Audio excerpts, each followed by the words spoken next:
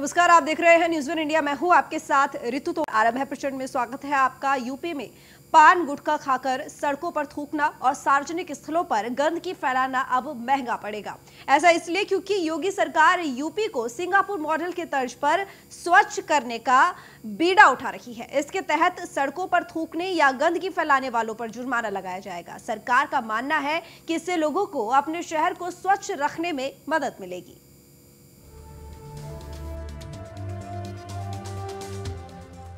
UP को स्वच्छ रखने के लिए सीएम योगी कई कोशिशें कर रहे हैं। सरकारी दफ्तरों में सीएम ने पान गुटखा खाकर आने पर रोक लगाई थी। साथ ही सार्वजनिक स्थलों की साफ सफाई कर स्वच्छता का संदेश दिया था। और अब सीएम योगी यूपी को सिंगापुर मॉडल के तर्ज पर स्वच्छ करने का फैसला किया है, जिसके तहत इसके लिए उत्तर प्रदेश ठोस अपशिष्ट नियमावली 2021 को जल्द कैबिनेट से पास कराने की तैयारी कर रही है। इस नियमावली के पास होने के बाद अगर यूपी में सार्वजनिक स्थलों पर गंदगी फैलाई गई तो महंगा पड़ सकता है। सड़कों पर अगर थूका या फिर कोई सामान फेंक गंदगी फैलाई तो 1000 का जुर्माना लगेगा। साथ ही कूड़ा करकट सार्वजनिक स्थानों, सड़कों और इधर उधर नहीं फेंका जा सकेगा। इसका मकसद लोगों में सफाई की आदत डालना और शहर को साफ सुथरा रखना है। वही सरकार घरों से निकलने वाले कूड़े को उठाने के लिए डोर टू डोर इसे एकत्र करने की व्यवस्था करेगी। इस व्यवस्था के लागू होने के बाद यूपी में सामूहिक आयोजन के बाद सफाई करना जरूरी होगा। अगर किसी भी आयोजन ने सफाई नहीं कराया तो उसे जुर्माना भरना पड़ेगा। जुर्माना की ये राशि क्षेत्रफल कचरे के हिसाब से तय की जाएगी। इसके साथ ही फेरी या फिर पटरी पर दुकान लगाने वाले इधर उधर गंदगी नहीं फेंक पाएंगे।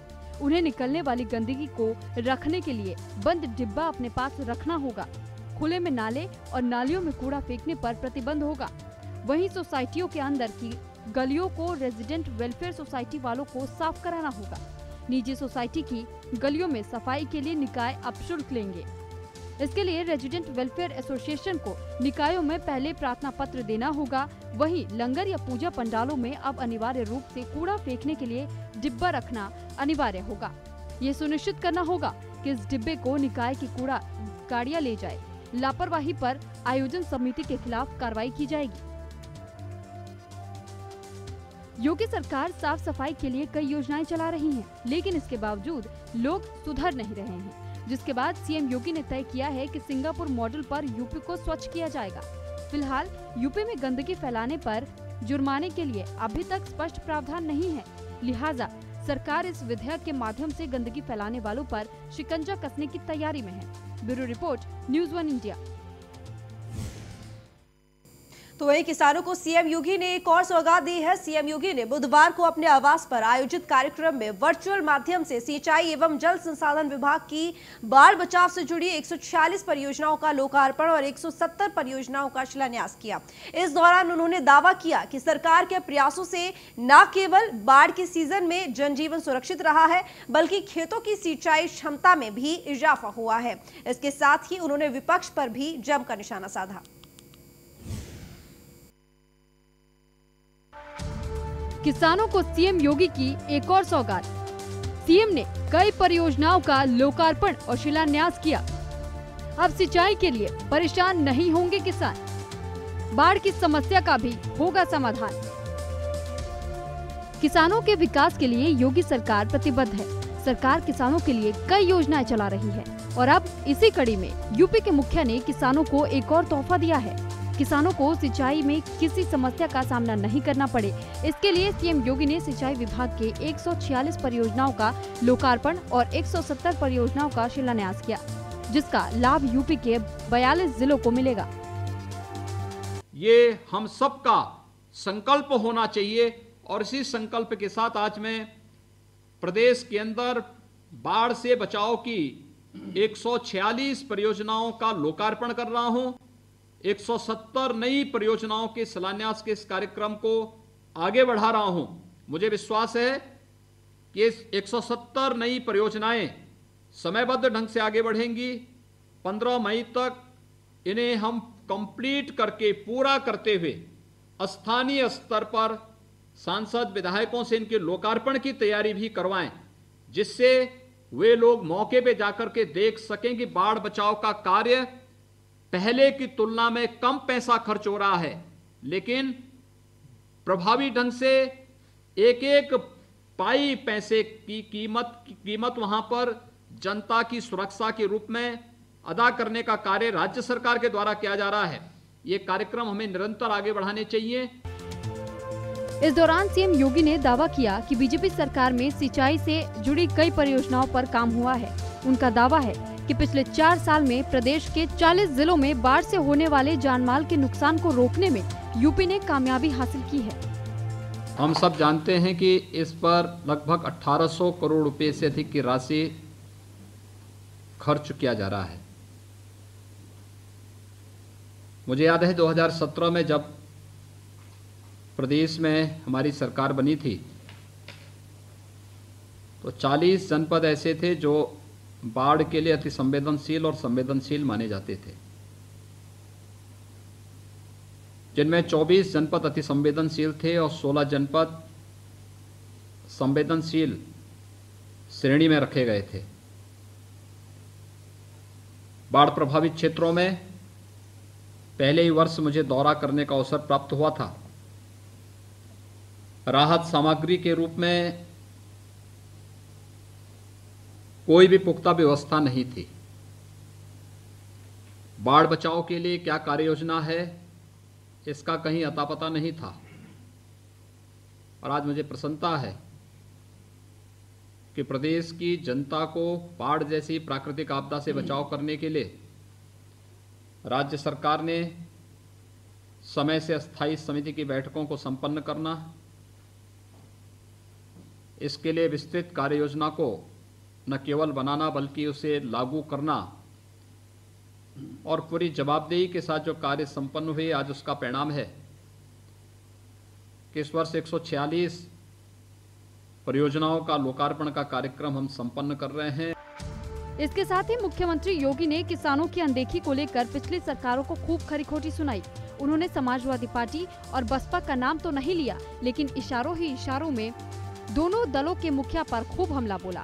उन्होंने आरोप लगाया कि पिछली सरकारों में बाढ़ बचाव की परियोजनाएं बारिश से ठीक पहले शुरू होती थी और बाढ़ में ही बह जाती थी।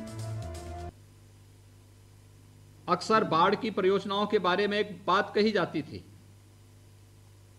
कि ये परियोजनाएं तब प्रारंभ होती हैं जब बरसात शुरू होती थी और बाढ़ के समाप्त होने के साथ ही इन परियोजनाओं को भी समाप्त मान लिया जाता था। मैं धन्यवाद दूंगा डॉक्टर महेंद्र सिंह जी को, उनकी पूरी टीम को,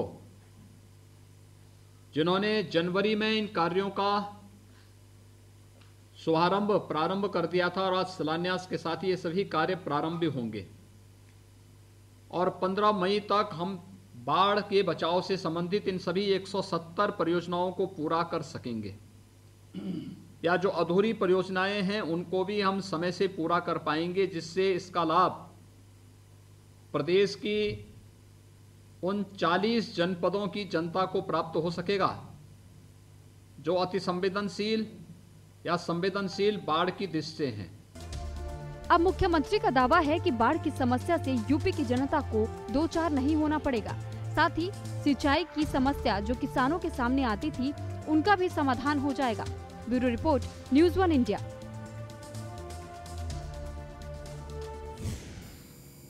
तो केंद्र सरकार के बाद अब यूपी सरकार बजट पेश करने की तैयारी कर रही है। योगी सरकार बजट का खाका तैयार कर रही है, जिसमें हर वर्ग के लोगों का ख्याल रखने का दावा किया जा रहा है। 19 फरवरी को यूपी का बजट सदन में पेश किया जाएगा, जिसमें उम्मीद है कि धार्मिक नगरों के विकास पर जोर दिया जाएगा। विकास के लिए योगी सरकार खोलेगी खजाना। यूपी का बजट पेश करेंगे वित्त मंत्री सुरेश खन्ना। धार्मिक नगरी के विकास पर होगा सरकार का जोर। विकास का उजियारा छाएगा चहुओर। यूपी सरकार बजट पेश करने की तैयारी में जुटी हुई है। सीएम योगी के नेतृत्व में बजट का खाका खींचा जा रहा है। चुनाव से पहले योगी सरकार का ये अंतिम बजट सत्र होगा। ऐसे में सरकार इस बजट को खास बनाने में जुट गई है। बजट में एक और विकास की योजना को धार देने का प्लान तैयार किया जा रहा है।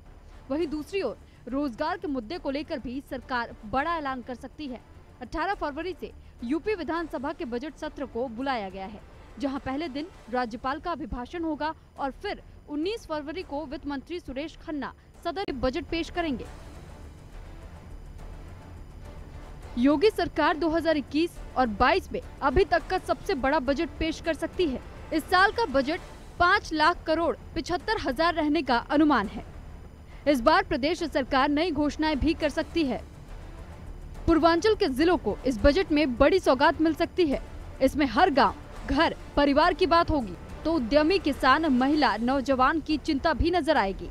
व्यापार और बेरोजगार के लिए कुछ खास होगा तो बेसहारा की सहारा बनने वाली कोई न कोई सौगात भी संभव है।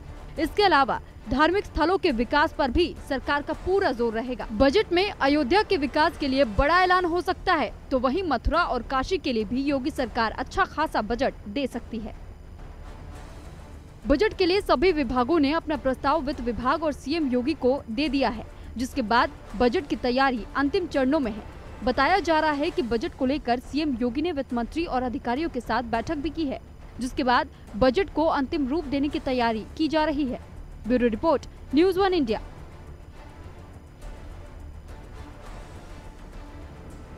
19 फरवरी को उत्तर प्रदेश सरकार अपना बजट पेश करेगी। इस बजट में उत्तर प्रदेश के सभी वर्गों का पूरा ख्याल रखा गया है।